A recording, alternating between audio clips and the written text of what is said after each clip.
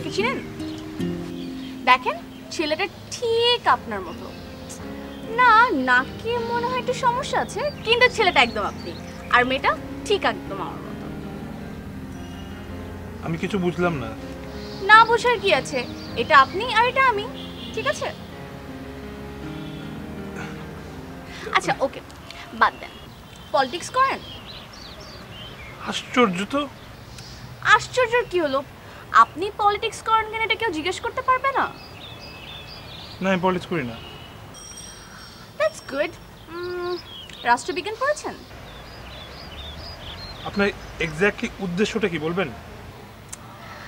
বলবো বলবো বলে তো এখানে আসছি, আগে বলেন রাষ্ট্রবিজ্ঞান পড়েছেন? হ্যাঁ, স্কুলে।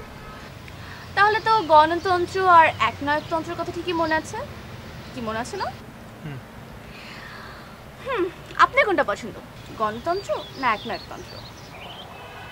আচ্ছা, আপনার সমস্যাটা কোথায়? আমার সমস্যাটা হচ্ছে আমার একনায়কতন্ত্র পছন্দ।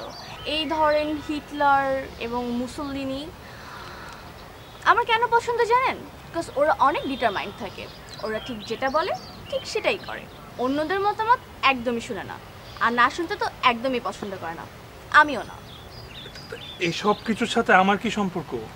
সম্পর্ক আছে, গভীর সম্পর্ক। সম্পর্কটা কি বলবো? আমি না বললেও তো আপনি বলবেন, তো বলেন। আপনি না অতিরিক্ত ভদ্র। আপনি এত ভদ্র কেন বলেন তো? ওই দিন দেখলাম ক্যাফেটেরিয়াতে আপনার পিছনের মেয়েগুলো আপনাকে ডেঙ্গিয়ে খাবার নিয়ে চলে গেল, আপনি বোকার মতো দাঁড়িয়ে থাকলেন।